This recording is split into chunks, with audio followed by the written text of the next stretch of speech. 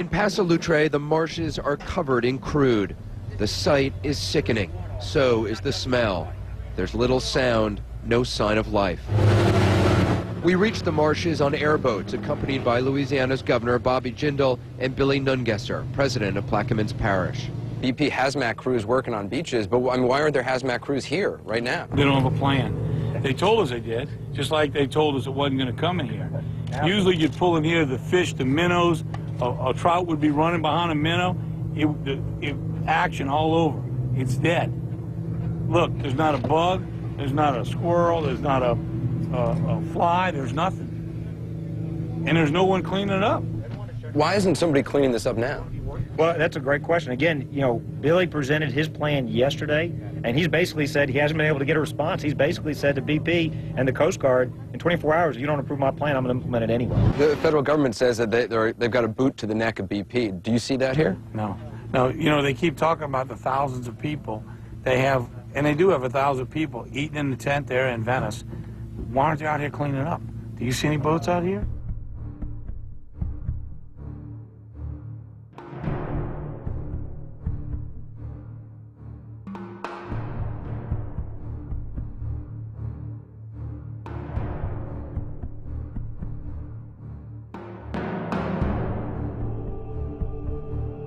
General Allen could step up to the plate and say, enough's enough.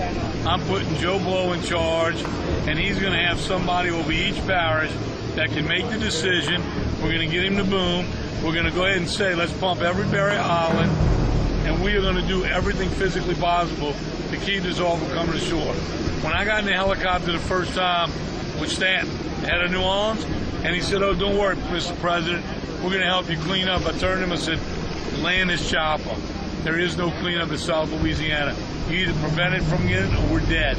We're going to die a slow death because they didn't hear the warning way back when. And that's the bottom line.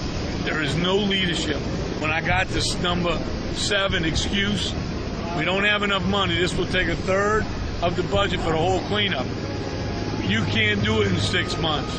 Well, I want to know what expert has more detailed information than the people who've been doing dredging for 30 years. Everybody should know everything going on. That's what's wrong with the process. There's too many secrets. Nobody can tell me they are holding up the project. They got to have a name. Give me somebody to put my hands around their neck.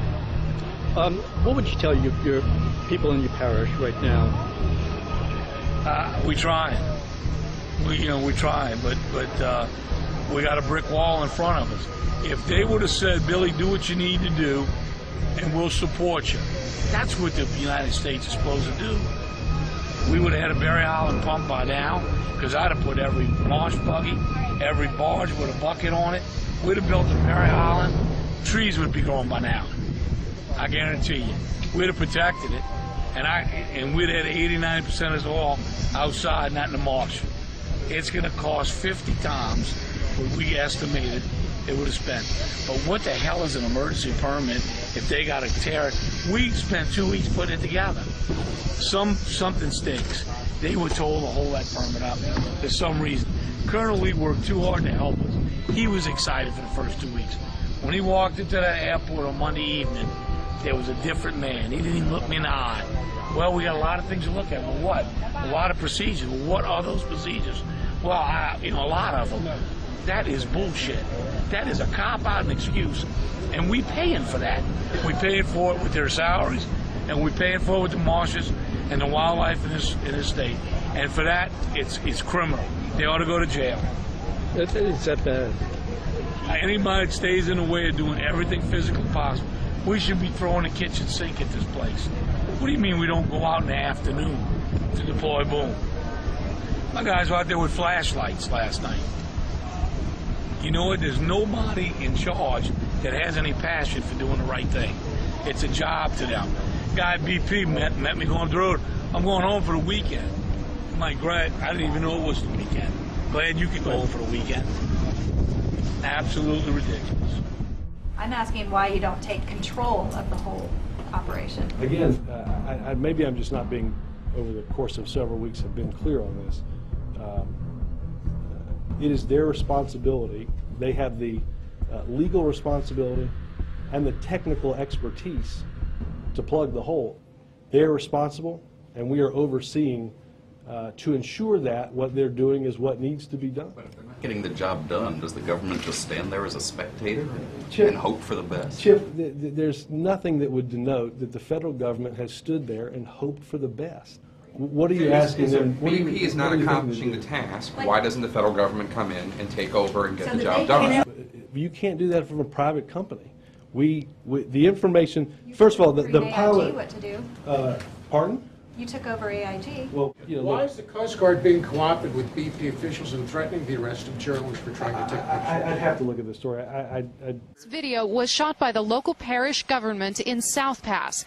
When we tried to reach the beach, seen here and covered in oil, a boat of BP contractors with 2 Coast Guard officers on board told us to turn around under threat of arrest. This is BP's role, it's not ours.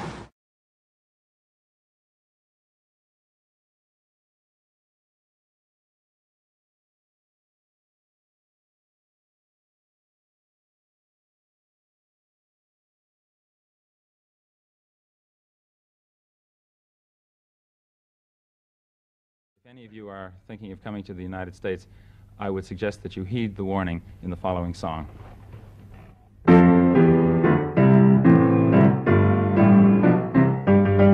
If you visit American City, you will find it very pretty. Just 2 things of which you must beware.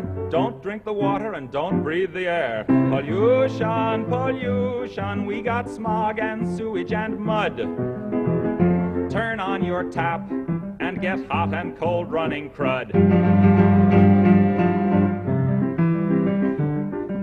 See the halibuts and the sturgeons being wiped out by detergents. Fish gotta swim and birds gotta fly, but they don't last long if they try. Pollution, pollution, you can use the latest toothpaste and then rinse your mouth with industrial waste. Just go out for a breath of air and you'll be ready for Medicare. The city streets are really quite a thrill. If the hoods don't get you, the monoxide will. Pollution, pollution, wear a gas mask and a veil. Then you can breathe long as you don't inhale. Lots of things there that you can drink, but stay away from the kitchen sink. Throw out your breakfast garbage, and I've got a hunch that the folks downstream will drink it for lunch. So go to the city, see the crazy people there, like lambs to the slaughter.